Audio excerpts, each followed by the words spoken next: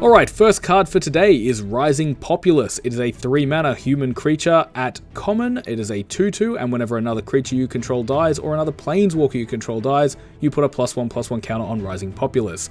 Unfortunately, this card is not strong enough for standard play, and it will get a 1 spark rated, though in limited a card like this can put a bit of work in. I also really like the flavor in that when somebody dies, the creature gets bigger as the horde grows against the enemy. So this one is very interesting. We have another uncommon planeswalker. This one is called the Wanderer. So it is a 4-mana 5 loyalty planeswalker. Prevent all non-combat damage that would be dealt to you and other permanents you control. And then you can pay 2 to exile a creature with power 4 or greater. Now what's interesting about this card, apart from its fantastic artwork and it's actually kind of decent ability, we don't know who the Wanderer is. Now I guess this is the flavor behind this card, and I think that's super sweet. I'm sure we'll find out who they are later down the track, but as it stands for now, I think this is actually a really clever way to do this. In terms of playability, again, I don't think this card is for standard. You do get to exile 2 things, which is kind of cool, but in terms of what we're looking at, I don't think this makes the cut. It does get a 1 spark rating, but again, in limited, I think this card is going to be very, very good. Alright, next we're looking at the Wanderer's Strike. So this is a 5-mana sorcery. It exiles a creature and it proliferates.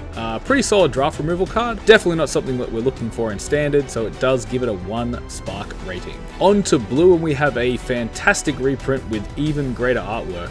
We've got Augur of Bolus. So this is a card that we haven't seen since M13 was the initial printing for this card, and back then it was highly playable. Now a lot of that was due to its synergy with Restoration Angel in the control decks that existed in that era, but I think Augur might still have some legs in standard. So it's 1 and a blue for a 1/3 Merfolk Wizard, and when it enters the battlefield, you look at the top 3 cards of your library, reveal an instant and sorcery, put it into your hand, and the rest go on the bottom in any order. So 2 mana for a 1/3 body. It is defensive, but that ability to dig and find a spell that you need is super powerful. Last time it saw some play in standard again because of those synergies, and I think it might be strong enough to see some play now. So I'm going to give Augur a 3 spark rating, as it may be something the control decks want to look at later on. Crush Dissent. So this is a 4-mana instant, and it's a counter spell. So counter target spell unless its controller pays 2, and then it has a mass 2. So in yesterday's video, I was talking about how I'd love to see a mass tacked onto a spell effect that would like to play in a deck. Now unfortunately, this one is a little bit overcosted, and the type of counter is not really the sort of thing you'd be looking to play. 4 mana for counter unless they pay 2 kind of just doesn't quite get there. If this was in the 3 mana range and maybe counter unless they pay 3, I could start to see that being playable, but as it stands, Crush Dissent unfortunately is a 1 spark card.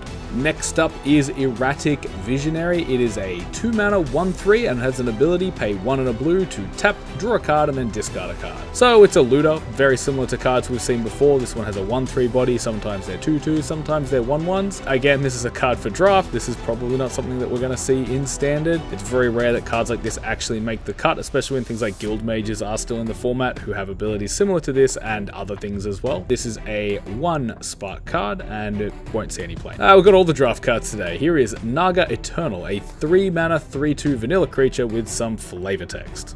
This is not for standard. It's definitely not even something that you're super happy about running in your draft deck. Here we have Kaya's Ghost Form. It is a 1-mana enchantment aura, and it goes on a creature or a planeswalker. So that's something new. We haven't had planeswalker auras before. It's a pretty interesting design space that I'm excited to see what they do going forward. So what does this one do? Well, when the enchanted permanent dies, it gets exiled and it comes back into play under your control. In terms of playability, I've already got it at a 1 spark rating. I don't think this card's going to see any play in standard unless it's in some sort of crazy combo deck that reoccurs ETB triggers. Alright, now this card is something I'm really excited about. Lilliana's Triumph. 1 and a black for an instant. Each opponent sacrifices a creature.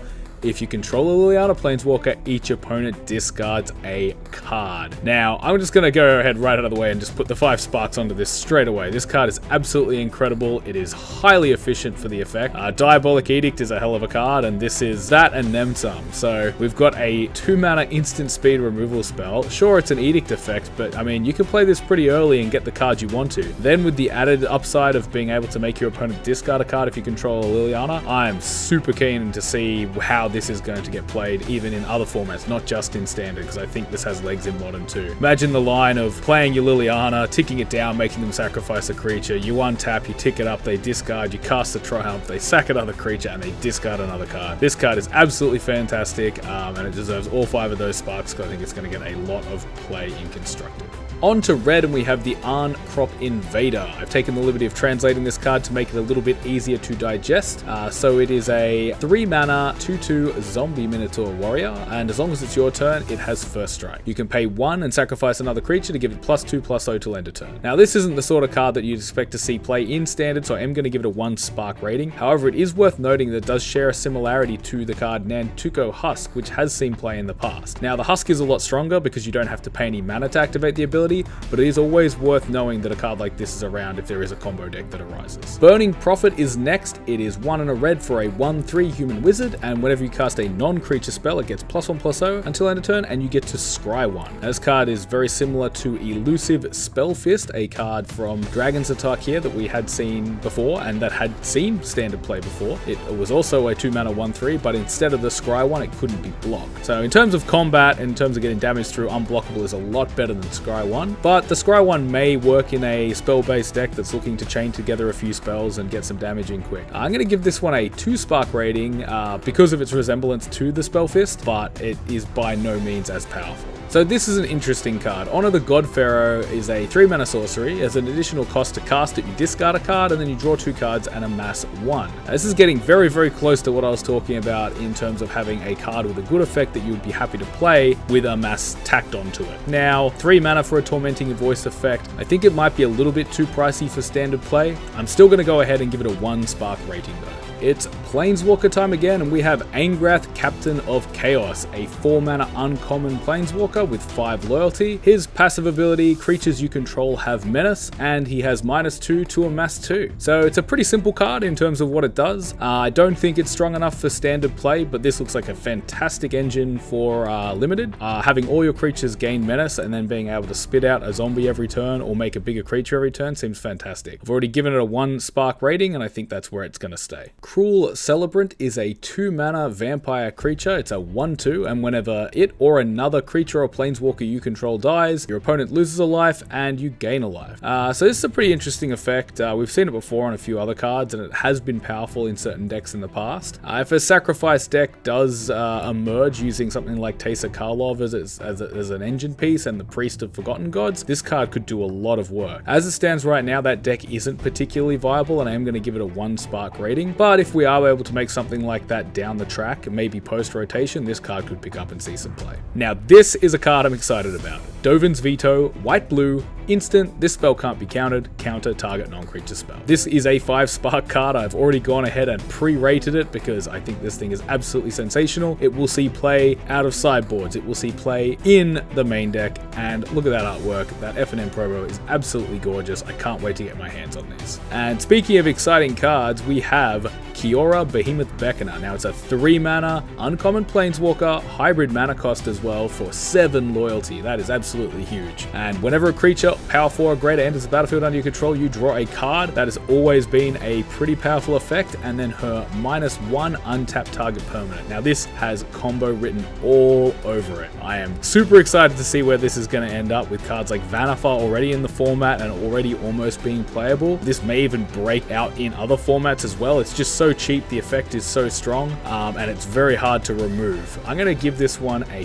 4 spark rating. I definitely think this card is going to see play, just not sure where yet, but the power is definitely there. We have another uncommon planeswalker. This time it's Samut Tyrant Smasher. It's a 4-mana 5 loyalty planeswalker, and the ability is creatures you control have haste. There's also a -1, target creature gets +2/+1 and gains haste until end of turn, scry 1. Now, this is a very difficult card to break down because paying 4 mana for the haste is definitely not worth it. The +2/+1 is good, the haste is powerful, and the scry 1 adds to consistency.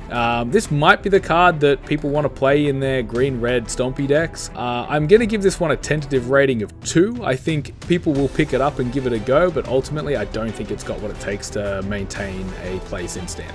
Okay, so we have a 3-mana Planeswalker Alert. Teferi, Time Raveler, 3 mana, 4 loyalty. Each opponent can only cast spells anytime they could cast a sorcery.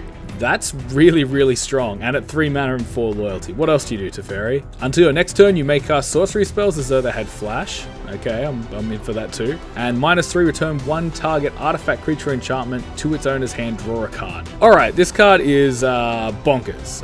Let's get it out of the way. It's a 5 spark rating. This card will see play.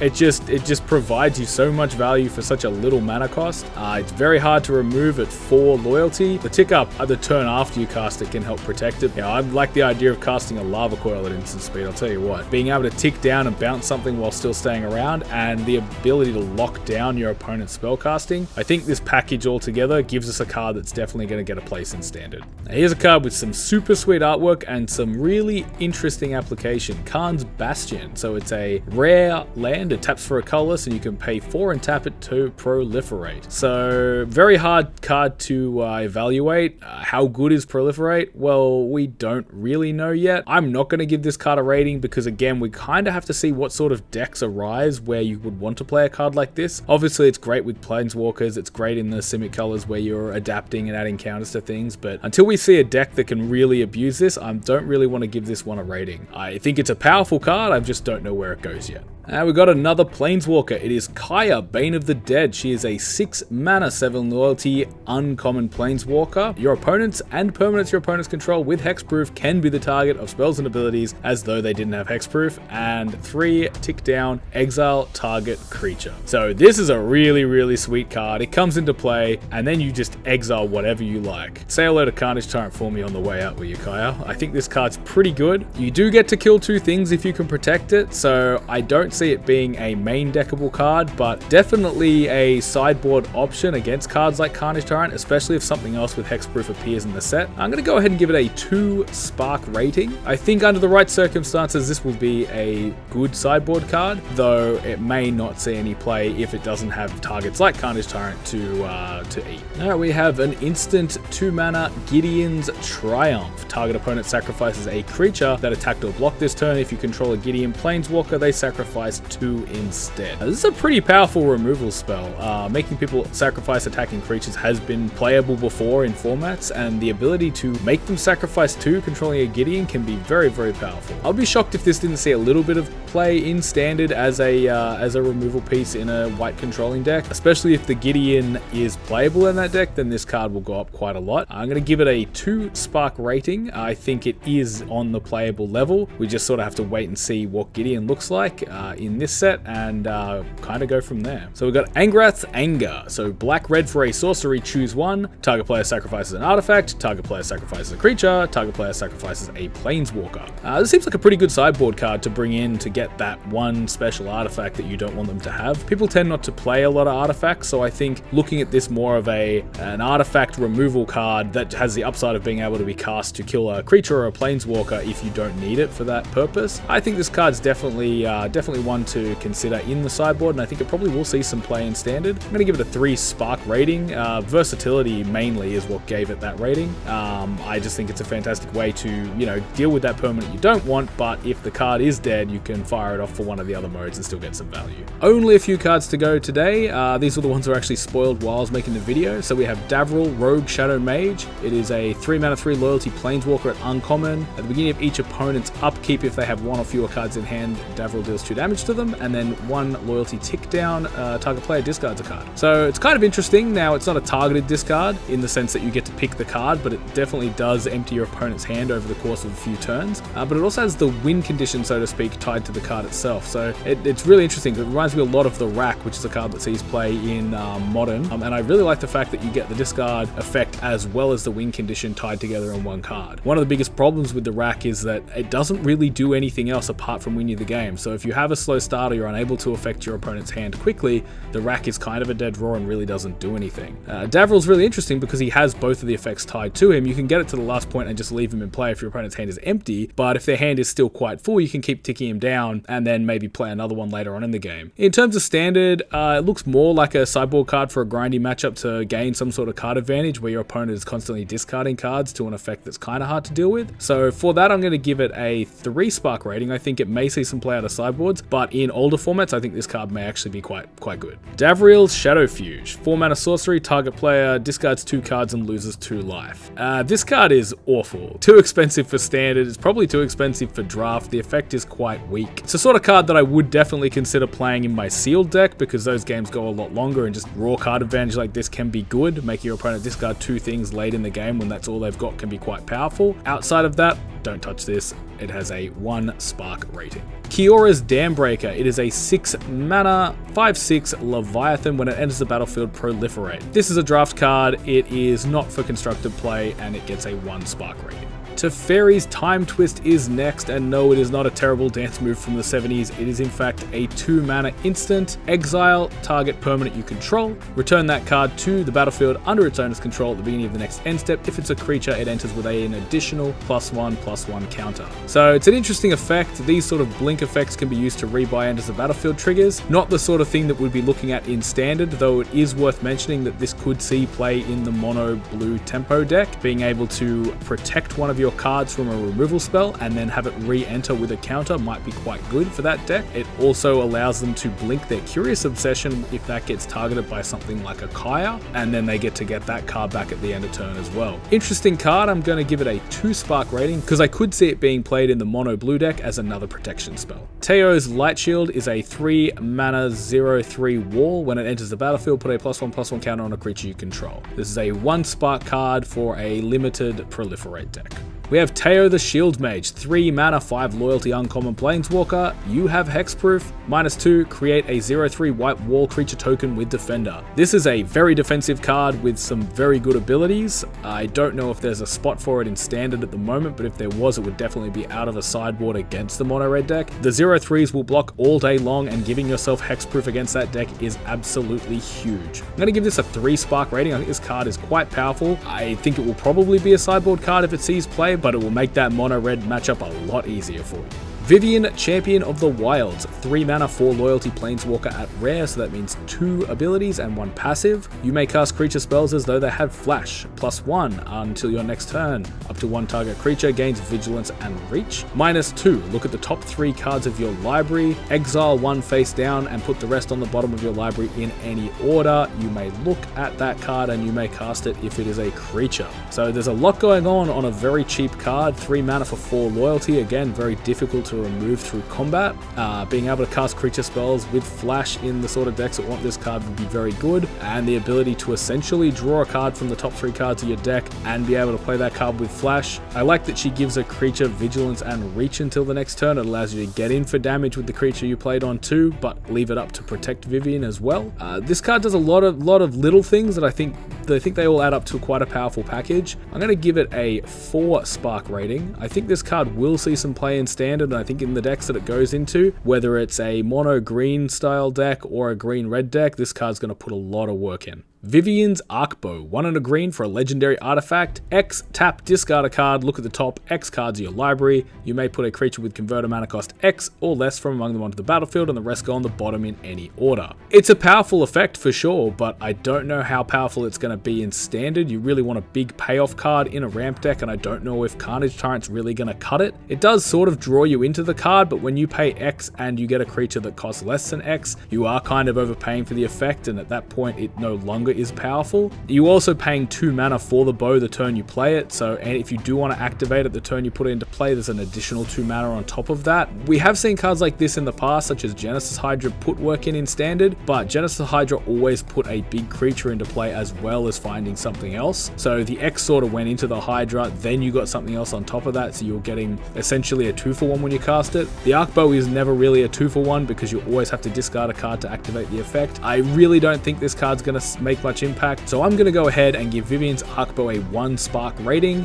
I just don't think it is good enough for standard at the moment. Maybe if we get some more payoff targets and a dedicated ramp deck, this could be a card that may want.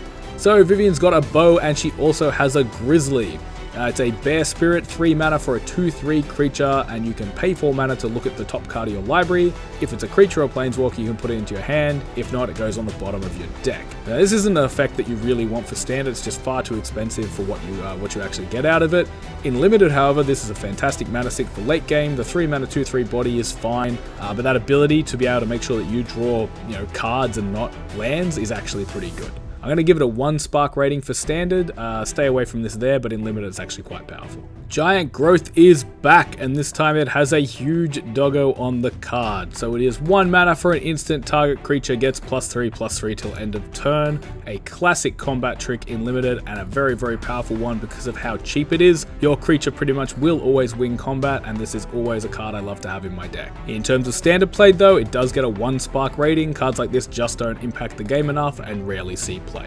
Whoo, Loyal Companion, 4 mana for a 3/3 legendary creature Hound. If one or more +1/+1 counters will be put on Whoo, put that many +1 counters on him instead. So essentially, if you're going to put 1 counter on him, you put 2 on. If you put 3 on him, you'd put 4 on. The artwork on this card is absolutely fantastic. I think everybody has fallen in love with Whoo. I wouldn't risk playing him in standard because I wouldn't want him to get killed in combat. For that, I'm going to have to give him a 1 spark rating just so I can keep the good boy safe. Jiang Yangu Wildcrafter, 3 mana 3 loyalty planeswalker. Each creature you control with a +1/+1 counter has tap, add 1 mana of any color, and -1, put a +1/+1 counter on target creature. So if you have a creature in play, it kind of acts as a 3 mana mana dork, because when he comes into play you can put a counter on something and tap it immediately for mana. If you have incidental creatures like Merfolk Branchwalkers and Jadelight Rangers laying around, even Wild Growth Walkers, those creatures will be able to tap for mana once you play this planeswalker. I think it's a powerful effect. I'm going to give it a 3 spark rating because I think it has a lot of potential, though I'm not 100% sure where it would go now. I think it will see some standard play. That's it for spoilers for today, but there are plenty more coming over the next few weeks, so make sure you subscribe to the channel so that you don't miss a card. I also stream MTG Arena over on Twitch, so if you'd like to watch some competitive standard gameplay, as well as some dumb memes 0-5ing leagues, I've got that there for you too. Thanks again for watching the video, and I'll catch you guys in the next one.